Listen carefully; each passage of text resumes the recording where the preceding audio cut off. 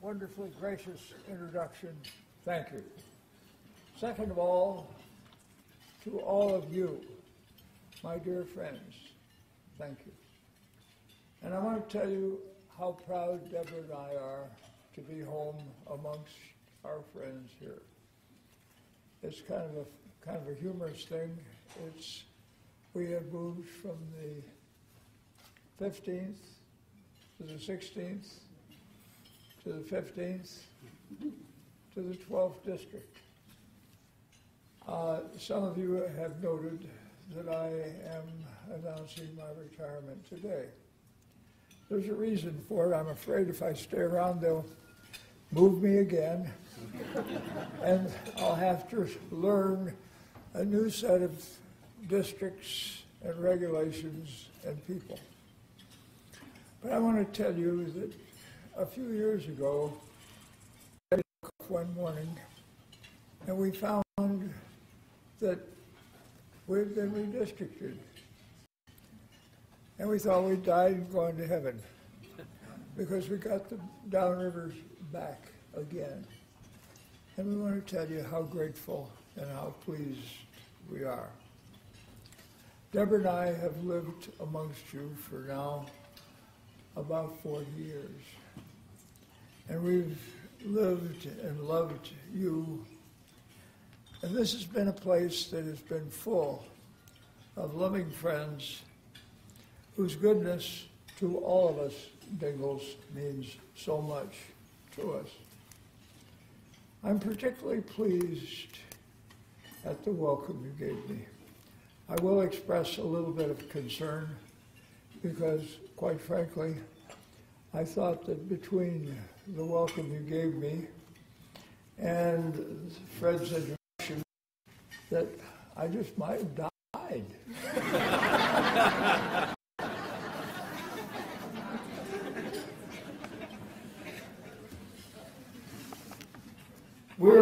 We know the goodness of people. We have seen it here in this district and in the people who have been so kind to us. I had the privilege of raising 4 kids alone in Trenton. One of the hardest, most difficult tasks I've ever had to deal with. And I want to note something that's important to all of us.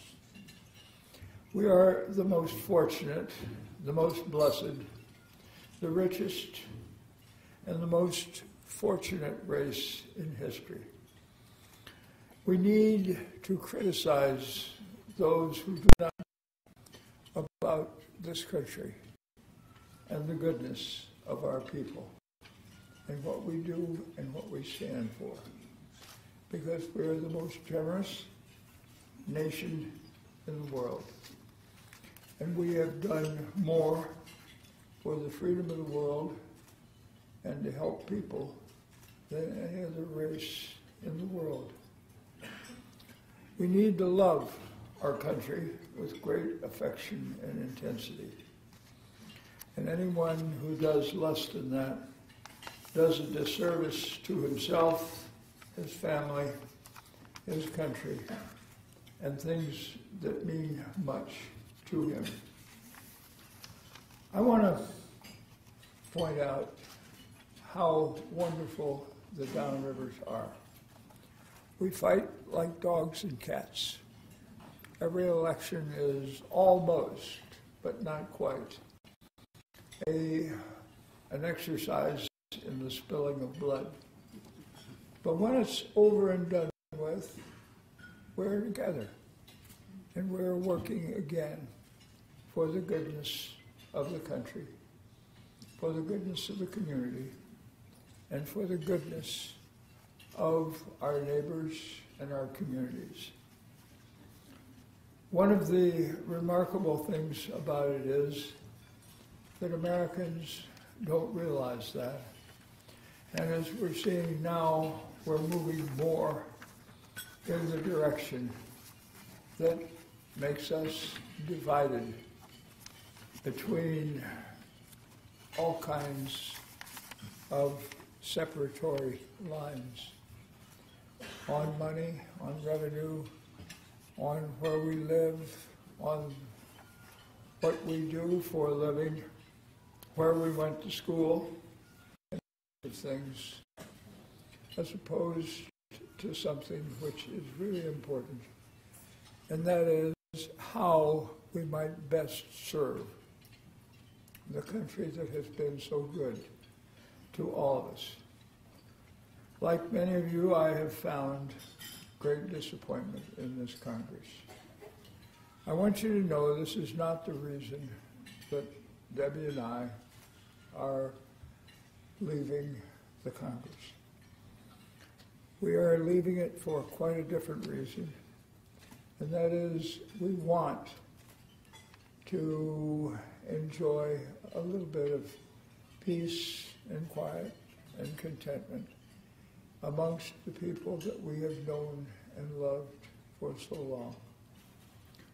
The Congress, as I mentioned, has been a disappointment.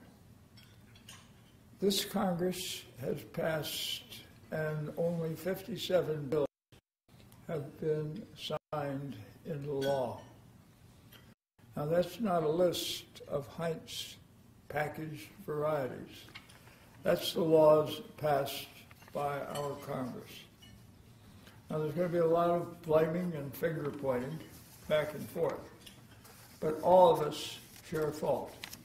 My colleagues in the Congress, our country, our people, and if you look about, we all share this because we have been incapable of seeing to it that the enormous expenditures of money made by people in the course of a campaign have not been well spent in the interests of the public or the Congress or the country or the well-beings of each of us.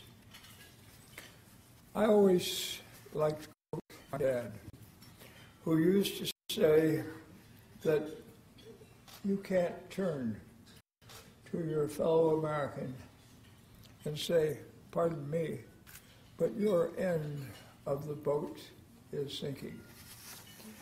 If, as Americans, we see this boat or this ship of state of ours go down, it carries all of us down. You know, when I was a small boy, we successfully escaped the Great Recession, or more correctly, the Great Depression. And I went through it. There were only a couple of letters different in the two words, but it had a terrible impact upon the country.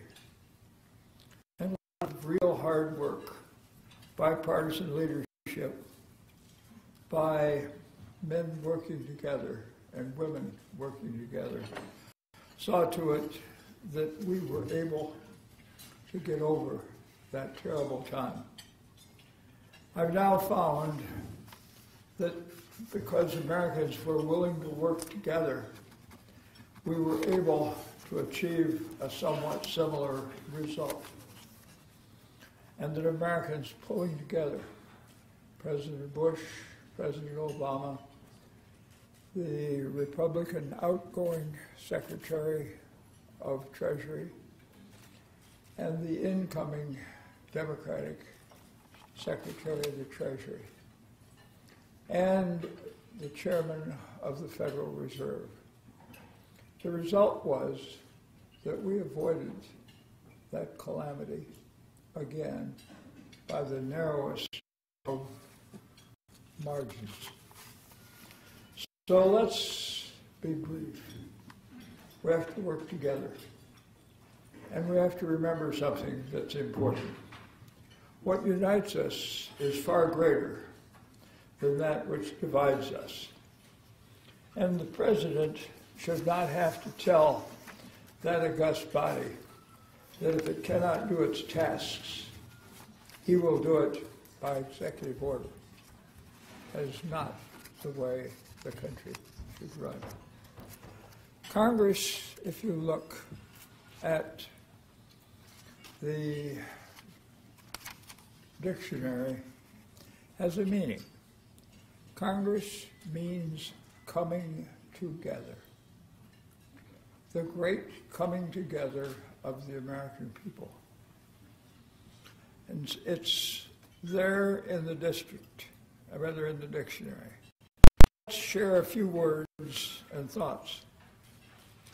Compromise is an honorable word, as are cooperation, conciliation, coordination, and similar words.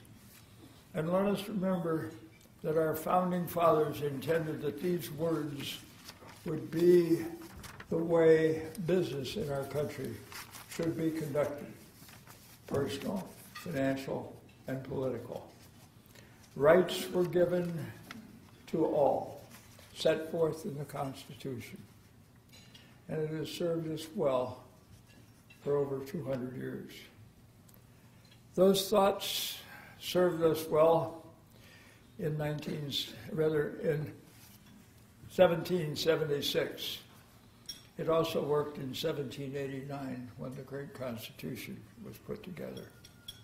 It can and it will work again today. I'm sure that more needs to be done. And frankly, we need to get together. Our infrastructure is crumbling. Our tax laws are confusing shambles. Our election laws are a mess without rhyme or reason. People can see elections being stolen from under them, and the people don't like it.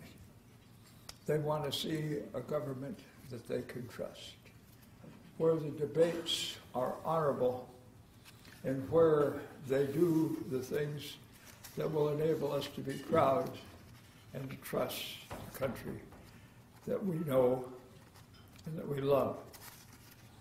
That would be the greatest gift that anyone holding public office can do in his or her career.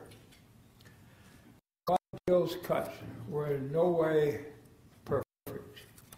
I found that an encouraging step towards returning to the regular order and properly and securely funding our nation's expenses in a fair and timely fashion will go a long way towards bringing us back to trust. For too long, bad politics has allowed this Congress to convene from one manufactured crisis to another. And whether it's stubbornness to agree on a budget, a necessary rise in our debt ceiling, or any other matter that would restore certainty, is an urgent need. I want to tell you that my family has regarded public service as one of the greatest privileges that an American or any other might have. And that means that we have a chance to do something that's important, and that everyone can or should participate in it. So we should be proud of that opportunity, whether it's sitting on the council or whether it involves some higher occupation, whether it's school board or mayor or what it might happen to be. We've begun to see some remarkable changes for the better. We've seen that the Detroit River International Wildlife Refuge continues to grow in size and scope. And a national park in Monroe is now growing with the assistance and the participation by the Canadians, something which is of extraordinary value to the United States and to Canada. And the success of this is something which is going to lend value, culture, and economic growth to all of our people. Now, I would point out that these events are not going forward by individuals in elective office, but rather they're going forward because ordinary citizens are making these things happen. They're raising the money, they're doing the things, they're serving as volunteers, and they're doing things in the way that they should, and it should make them proud. We went through some inordinately difficult times, as all of us will recall. Those events are doing very well. The best auto workers and manufacturing workers are now working to build the finest cars in the world, right here in Michigan.